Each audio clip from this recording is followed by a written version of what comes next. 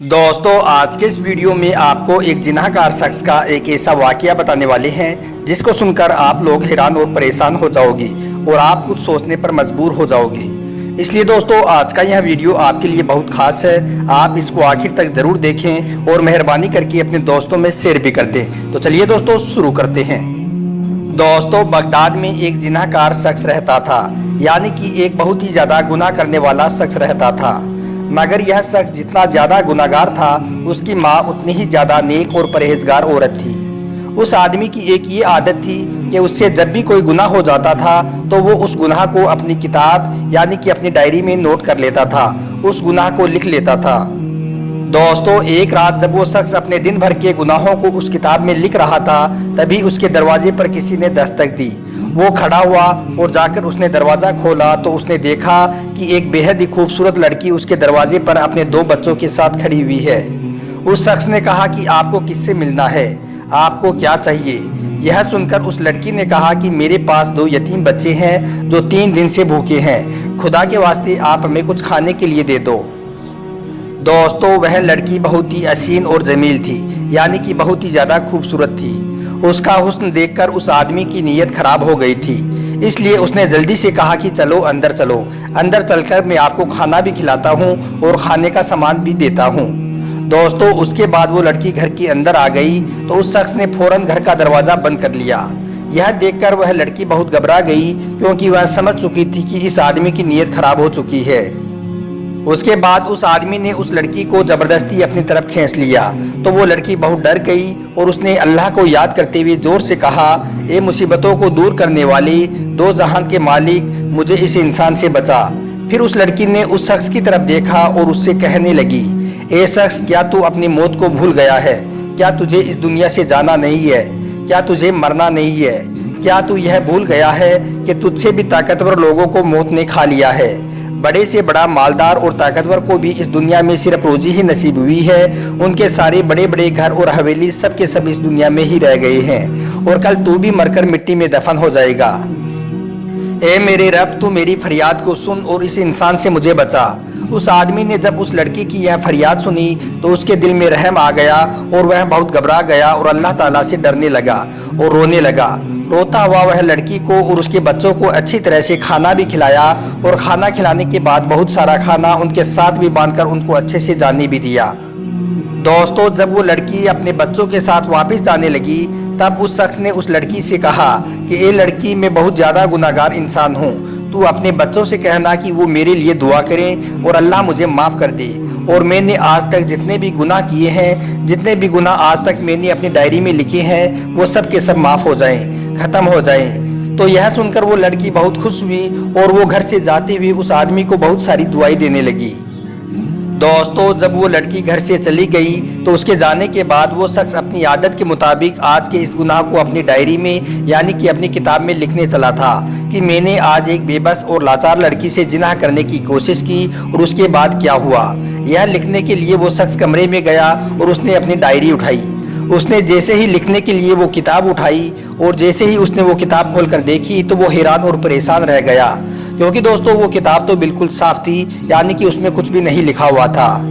उसने जल्दी जल्दी पूरी किताब को इधर उधर से छान मारा, मगर वो किताब बिल्कुल साफ थी, उसमें कहीं पर भी कुछ भी नहीं लिखा हुआ था। यानी कि दोस्तों उसके गुनाहों का सारा रिकॉर्ड ख़त्म हो चुका था, उसके सारे गुनाह मिट चुके थे, यानी कि वो शख्स अब गुनाहों से पाक और साफ हो चुका था। दोस्तों यह देखकर वो इंसान बहुत खुश हुआ और उसने अल्लाह ताला का शुक्र अदा किया और फिर जाकर वो अपनी माँ के पास बैठ गया और माँ से कहने लगा कि माँ, अल्लाह ने उस लड़की के साथ गुनाह करने से मुझे रोक दिया और मेरे दिलों को फिर दिया। यह सुनकर माँ ने कहा कि अल्लाह तुझसे राजी हो चुका है, इसलिए तुझे शुक्राने की नमाज अदा करनी चाहिए। दोस्तों उसके बाद वो शख्स फौरन उठा और उसने वजू किया और सजदाए शुक्र में गिर पड़ा और उसने रो रो कर अल्लाह ताला से खूब दुआएं की कि ए अल्लाह, जैसे आपने मेरे गुनाह मिटा दिए हैं वैसे ही तू मुझे अपने पास बुला ले।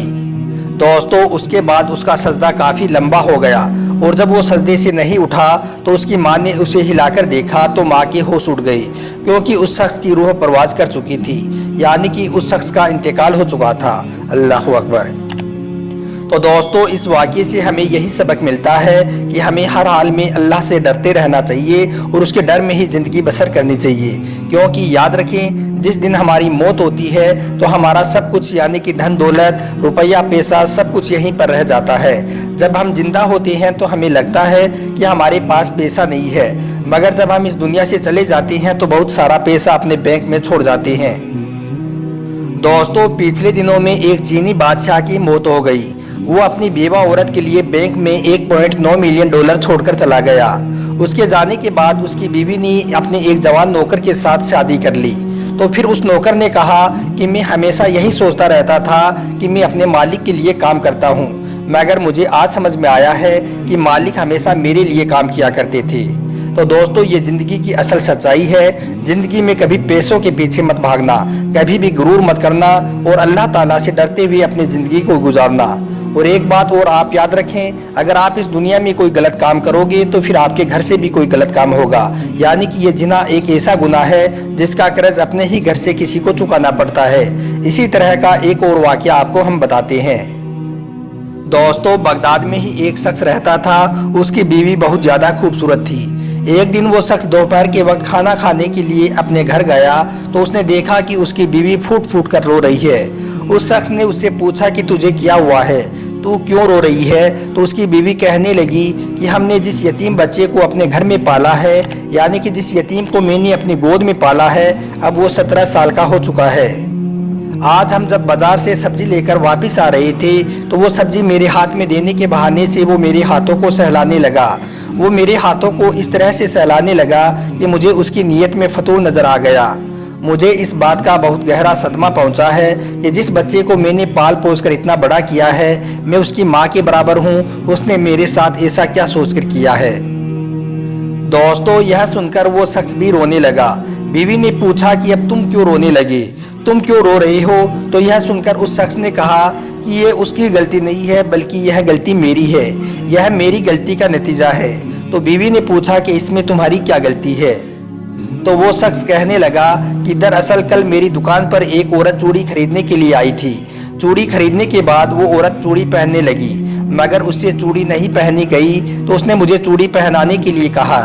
جب میں اس عورت کو چوڑی پہنا رہا تھا تو میری نیت خراب ہو گئی اور میں اس کو ہاتھوں کو سہلانے لگا۔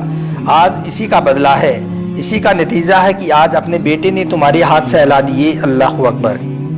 تو دوستو کہنے کا مطلب یہی ہے کہ گناہ ایک قرض کی طرح ہے جس کو کسی اپنے کو ہی چکانا پڑتا ہے، یعنی کہ اگر ہم آج کوئی گناہ کریں گے تو کل اپنے ہی گھر سے کسی کو اس کو چکانا پڑے گا۔ اس لیے آپ ہمیشہ گناہ سے بچیں اور آپ اپنے گھر والوں کو بھی گناہ سے بچائیں۔ اللہ تعالیٰ سے دعا ہے کہ اللہ پاک ہمیں اور آپ کو گناہوں سے دور رکھے اور نیک راستے پر چلنے کی توفیق عطا کرے۔ آمین، اللہم آمین۔